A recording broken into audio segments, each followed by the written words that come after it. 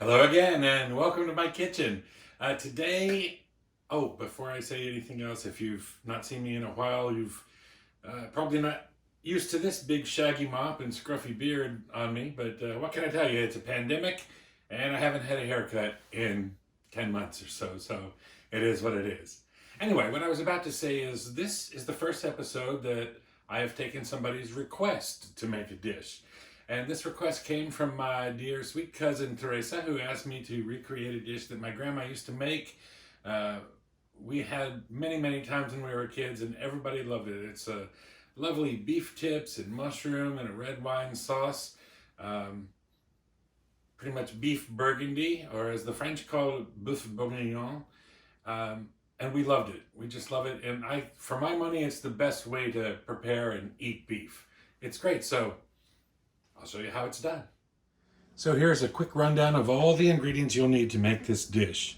You got to have your beef, whatever kind of cut you like, but you don't have to get really expensive beef because a more affordable cut, which is maybe usually a little tougher, will tenderize very nicely in this long stewing process.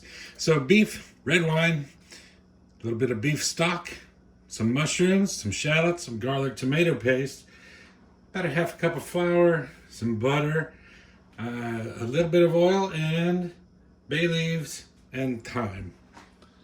That's everything you need. Okay, to begin, we're going to build our mise en place, which means everything in its place.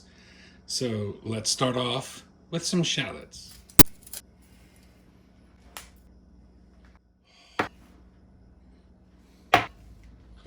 And there we go. Now we can put those aside and start on the mushrooms. Okay, for the mushrooms, I just gave these a very quick rinse.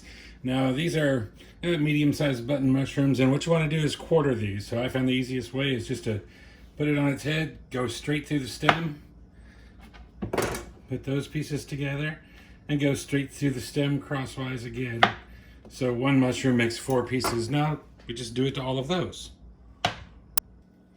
And there you have it. So now we'll put these aside and move on to the garlic. So we're going to take this one head of garlic and remove from it 5 cloves.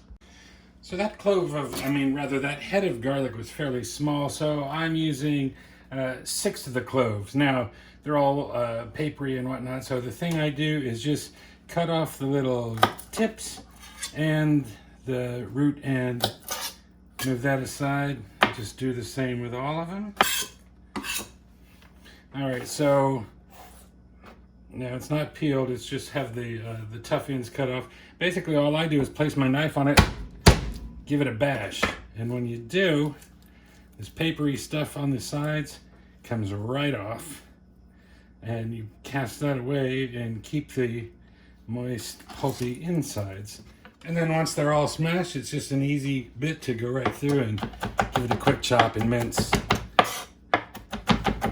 And there you have 6 smallish cloves chopped. So we'll put that aside and move on to the next. And finally, we'll prep the meat by just dredging it in flour and giving it a light saute on each side.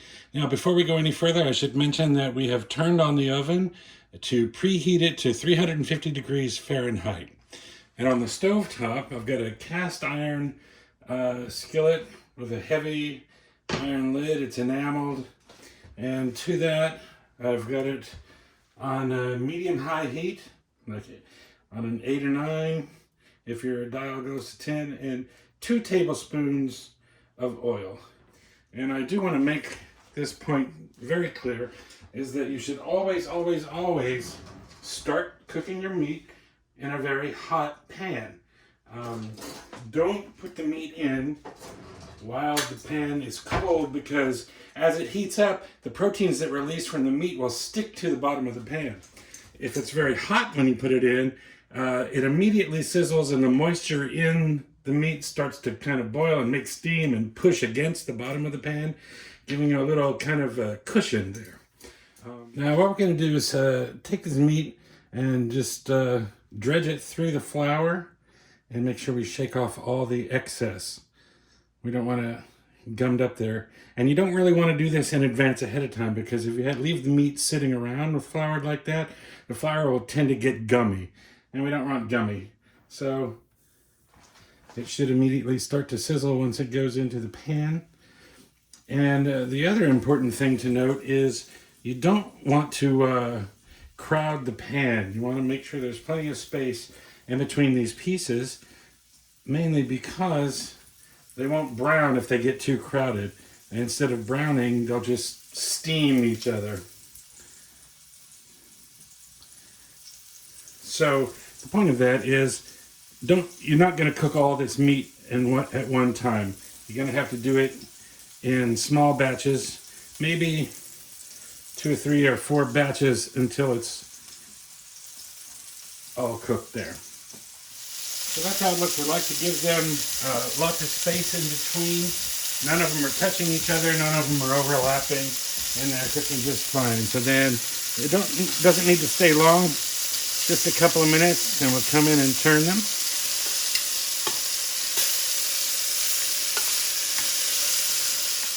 After it's had a chance to sizzle on the other side for just a minute, then we're going to put those aside in a bowl and do the next batch.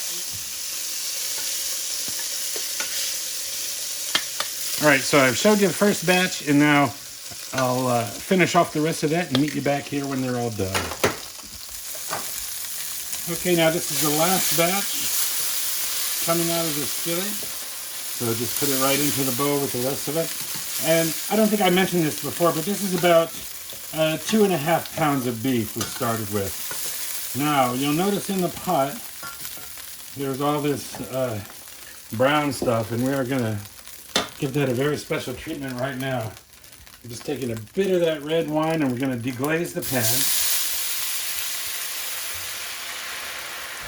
Because all that stuff in the bottom is nothing but pure flavor. It's what the French call the fond, but it's just those caramelized juices from the meat that have come out, plus that flour that was on them, which is going to make a nice kind of a little roux. And in fact, it'll all go back into it, and it'll help thicken the sauce ultimately.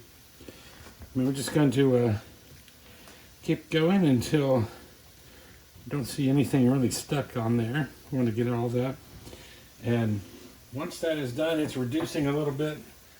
Give it a swirl around, and that's all going to go right back into the bowl with the waiting meat. All right, so into this same pan, without touching a thing, we're adding about 2 more tablespoons of oil.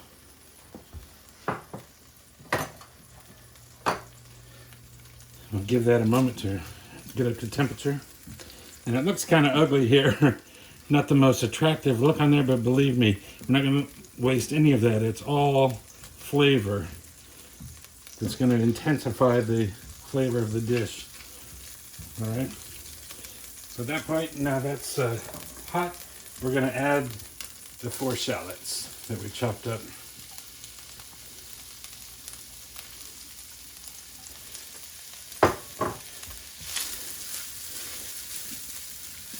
And give those a saute. I'm going to turn up the heat a little bit. We do want this a little higher heat than what the meat was on. And we're going to cook these until they soften. All right, so these shallots have softened up, taken on a little bit of color from the bottom of the pan. Now, I'm going to add 2 tablespoons of tomato paste. And stir all that in.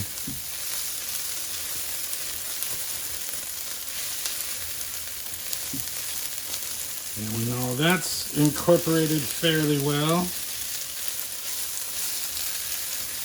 then we're going to take our garlic that we minced earlier. This was, I think we wound up with about 6 small cloves. You get that in. You don't want to put the garlic in first because it burns so easily. You just add it in the end. And so what we're building here is actually the base for the sauce. Now, we've got 2 cups of that Burgundy wine. 2 full cups, pour it all directly in. And we're going to let this cook and boil until it's reduced by about half. I'll be back at that point. All right, this has been cooking for about 5 minutes, and it has reduced by about half, and already we can see the sauce is starting to thicken up a little bit. So we're going to add a little bit more seasoning here. We're going to put 2 small bay leaves, and now ordinarily at this point I would put in a couple of sprigs of fresh thyme, but we've got a pandemic raging and the grocery store isn't stocked as well as it usually is, so I'm going to use a little of dried thyme. It's okay, just sprinkle a little bit in there. And then we're going to put the meat that we put aside and all those juices back into the pot. And stir that in.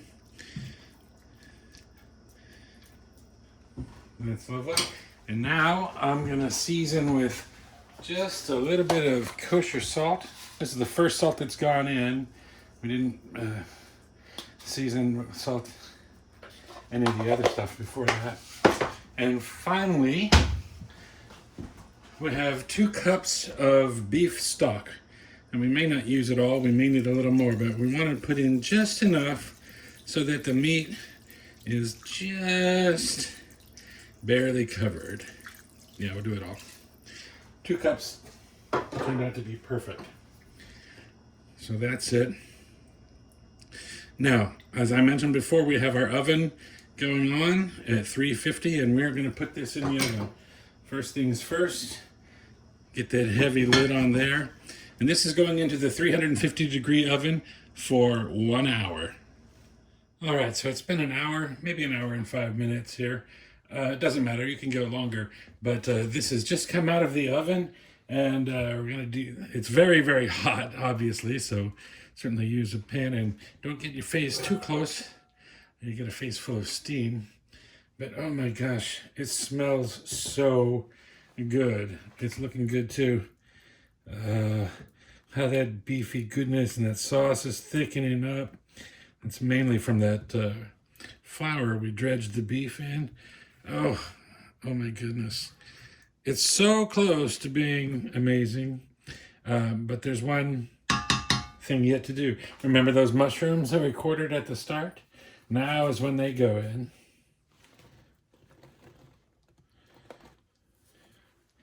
Easy peasy. I'm just going to stir a little bit just to kind of get them covered in the sauce. And then these are going to go back into the oven for the final half hour.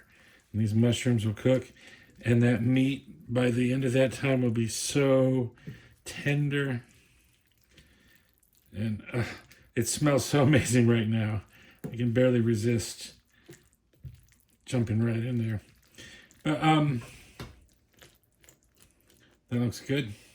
And we'll re-lid, and this goes back into the oven for another half hour. Okay, so that's been the final half hour in the oven. Now I'm just going to take this off and take a peek. Oh man, oh man, oh man. That smells incredible. Mushrooms are all cooked down. Oh yes, bay leaf. We always want to fish that out. These are not pleasant to eat, but they do add a nice flavor. So get your bay leaves out of there. And that sauce is really thickened up. Very nice. The meat looks so tender. So one thing to do right away is to give it a little taste for seasoning. Just take some of that sauce there. Pardon me a moment.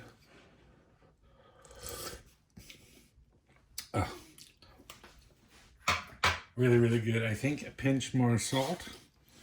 So we didn't really have that much to begin with. Should do it. And we'll add a little bit of ground pepper.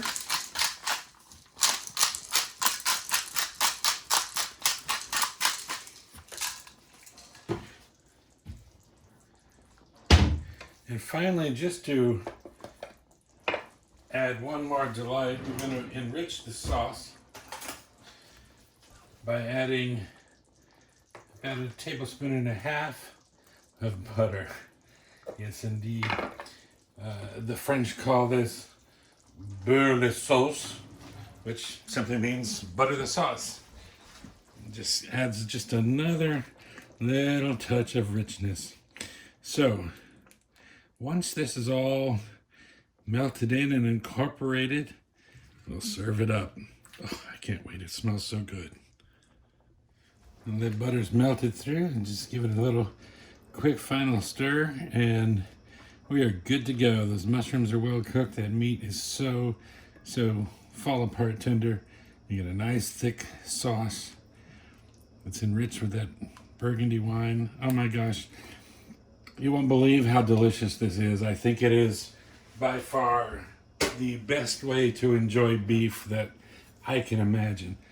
Let me dip into that a little bit and serve some up. Because I gotta have a taste of this. Wow. That looks amazing.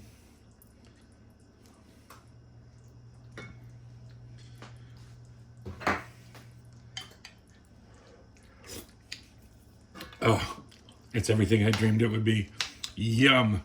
So, if you take this for a serving suggestion, you might sprinkle on a little fresh chopped parsley.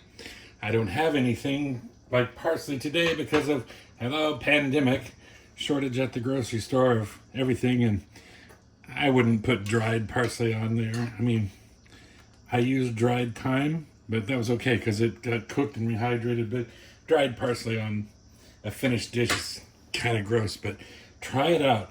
The recipe is easy. It comes together very nicely with not a whole lot of work. Most of the time, it's in the oven and you're just doing something else. So here it is, beef Burgundy, Boeuf Bourguignon. Enjoy.